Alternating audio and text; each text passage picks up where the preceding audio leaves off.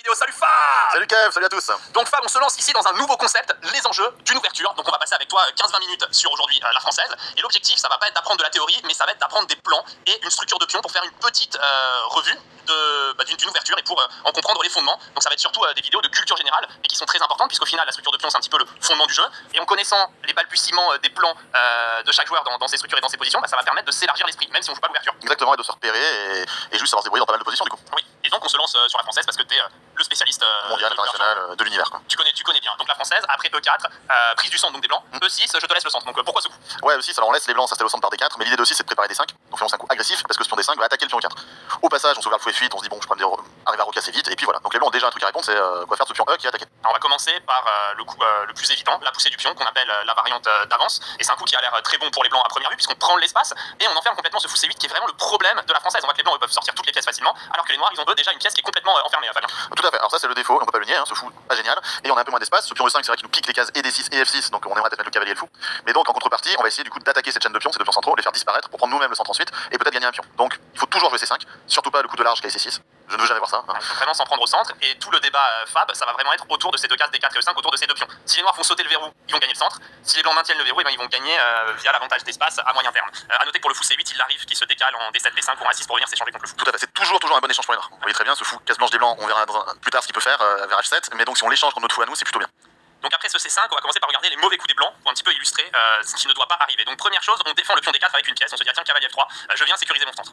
Ouais, mais du coup on prend, on enlève ce pion du centre, alors en général les blancs vont prendre du cavalier, se prendre de la dame, ça va se mettre sous pression après KC6, donc cavalier prend, et on va quand même faire KC6 pour se développer, on attaque le pion E5, donc peut-être fou B5 pour clouer, vous pourrez le rencontrer, et là fou D7 tranquillement. Le truc c'est que si les blancs prennent en C6, donc certes ils enlèvent le cavalier qui attaque E5, ils vont reprendre du pion en général, on pourrait même prendre du fou dans ce cas précis, mais prendre du pion c'est toujours bien, parce qu'on se crée nous-mêmes le fort centre et on avance, on a un bon pack quoi d'avant qui vient quoi. C'est une première chose que les blancs n'ont pas très envie de faire. Encore pire, j'ai envie de dire, et plus illustratif, déprend C5, donc de venir prendre ce pion directement sans visser la case D4, ça c'est un problème.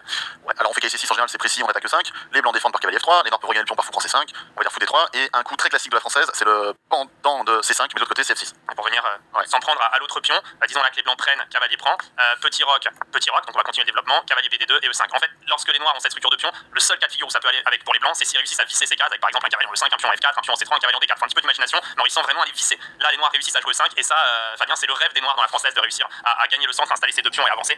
Ça, c'est ce qu'on ne veut surtout pas voir avec les blancs. Non, là c'est parfait pour les noirs, le mauvais fou, il est plutôt mauvais. Le centre, c'est les noirs qui l'ont, c'est les noirs qui avancent, ils menacent la fourchette déjà, et il va y avoir des problèmes sur F2 avec la tour ouverte, le fou C5, c'est comme dans un rêve. Donc ça en fait c'est un peu les cas idéal pour les noirs. Donc du coup vous comprenez bien que les blancs ils veulent faire C3 pour défendre le centre. Ouais. Blinder leur centre, imaginons cavalier C6, c'est un coup qu'on rencontre aussi assez souvent, on va avoir un petit piège tactique, c'est important de connaître les tactiques de base des ouvertures, c'est le fou B5 pour venir clouer, ça c'est pas très bon. Déjà après fou D7, on voit qu'on est en vis-à-vis les deux fous. C'est pas une super bonne idée, et après cavalier F3, il y a un petit piège tactique à connaître que vous pouvez rencontrer dans toutes les ouvertures. Exactement, alors c'est cavalier prend E5, l'idée c'est que si les blancs prennent ce cavalier, on va prendre le fou B5. Alors du coup les blancs vont dire oui bon bah ok j'ai vu, je prends d'abord ton fou D7.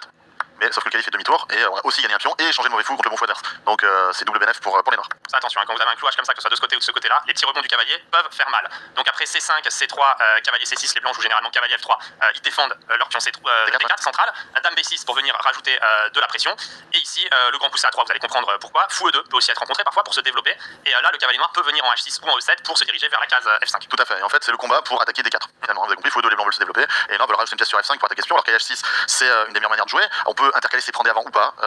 Souvent le conseil c'est de pas le faire trop vite parce qu'on libère la case C3, il n'y aura plus de pion dessus et donc le cavalier pourrait du coup trouver une bonne case. Une fois que ce cavalier est sorti, c'est le signal pour prendre. Pareil, c'est considération en général. Mais voilà, cavalier H6, donc là on pourrait le prendre, mais on va illustrer les dangers qu'il pourrait avoir, s'il rock tranquillement. Un autre plan, ça va être faire cavalier A3, cavalier C2 pour défendre le pion, mais là on est là pour illustrer les dangers. Petit roc, prise. Et cavalier F5. Et ça gagne déjà un pion, puisque le pion D4 est attaqué 3 fois, il y a que 2 défenseurs. La seule manière de défense c'est faire fou 3, mais du coup on perd le pion B2. Donc c'est ça aussi la force de cette dame en B6, c'est qu'elle immobilise quelque part le fond C1 parce qu'on tape sur B2. Et là on voit vraiment un plan d'attaque pour les noirs qui ramènent leur pièce mineure et leur dame sur le pion. Donc sur dame B6, les blancs peuvent jouer à 3, c'est pas le seul coup, on va voir l'idée, c'est qu'après cavalier H6, les blancs veulent jouer B4, prendre de l'espace à l'aile dame, pion prend, cavalier F5, fou B2. Et donc on est en plein dans ce combat de la française. Ici Fab, il y a égalité matérielle, le pion D4 est défendu, avantage d'espace pour les blancs, mais les noirs qui vont essayer de miner la structure. Alors soit par fou E7 F6 pour s'en prendre à ce pion, on peut aussi j'imagine avoir des plans plus tard avec fou D7, tour C8 pour jouer la colonne C, puis un fou qui vient en B5 pour échanger les pièces, les fous de case blanche. Et c'est juste une position Ouais, standard, pareil, une autre rupture pour être A5 dans cette position pour cette casser B4. Et pour finir, je veux dire que c'est pas évident pour les blancs de développer le cavalier B1, puisque où qu'il aille en C3 ou en D2, il bloquerait une des pièces qui défendent D4, donc chacun a ses problèmes en fait. mais on voit que là les blancs ils ont quand même bien géré l'histoire du pion D4, ils l'ont pas donné, fait des bêtises qu'on montrait au début, voilà. Mais même en faisant ça, il y a encore un gros combat, et voilà, après on n'est pas pour être trop de théorie, donc on va regarder une autre variante, mais c'était pour montrer un peu les enjeux déjà de cette variante d'avance et de cette structure très typique de la française. Donc après D5, il y a d'autres options populaires. Les plus populaires sont cavalier C3, cavalier D2 pour protéger le pion, au-delà de 5, ou simplement d'échanger. Laquelle veux-tu voir en premier, Fabien? On peut faire reprendre, on va souffler un petit peu comme ça. Donc on va prendre du pion, hein, pas de la dame. Si on prend de la dame, on aurait le défaut de la française et de la scandinave réunis en un coup. C'est-à-dire la dame exposée qui perd du temps, mais sans le bon fou. Donc ça va pas. Faut prendre du pion. Et à ce moment-là, on en a pas mal parlé dans le répertoire facile. Disons c'est une position symétrique, donc les blancs peuvent se développer avec cavalier F3, c'est très bien. Les noirs peuvent juste faire la même chose. Après il y a d'autres plans qui existent, mais en gros en faisant juste la même chose, roc-roc, l'idée de part et d'autre de toute façon c'est de combattre pour la colonne ouverte, la colonne E, et essayer de placer un cavalier soit en E4, soit en E5. Et c'est très équilibré, on va dire. C'est juste une position symétrique. On a vu pas mal de Petrov récemment.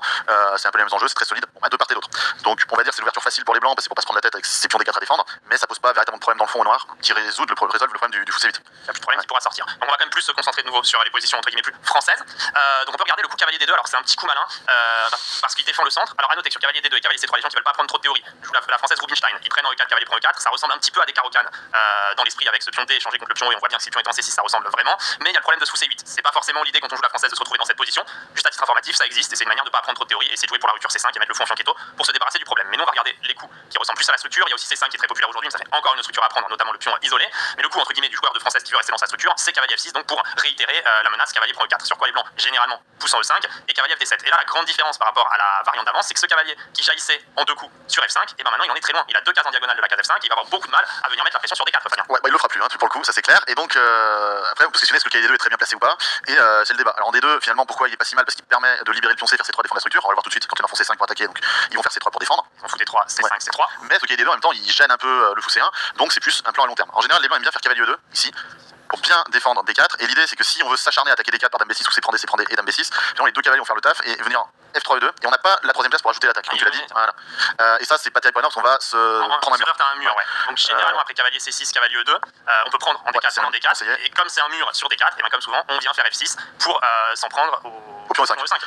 Donc là il y a beaucoup de théories après cavalier F4. Ouais, c'est un truc de qualité souvent, mais les blancs on va dire normalement ils sont tenus de prendre. Alors sur F4, il y a F qui est D4. Et c'est thématique aussi, hein, avec cavalier pour D4 d'arrache 4 échecs. Exactement, donc c'est pour ça qu'ils doivent prendre en fait un F6. Et ça donne une structure finalement sympa. On peut prendre soit de la dame, soit du cavalier après. Après le F6, hein, dame B6. Puis on prend, disons. Cavalier logique. Et on va faire fou D6 petit requin. Et en gros, on a un pion arriéré en E6, c'est vrai.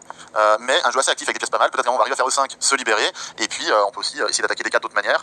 Pour ceux qui ont vu les très anciennes masterclass, il y a une partie intéressante de Korchnoi avec un contre Kudrin que je recommande pour bien comprendre cette structure. Il y a aussi le petit plan fou D7 x 8 x H5 comme dans les Stonewall, les hollandaises, un plan assez sympa. Et comme vous le voyez, à la différence de la toute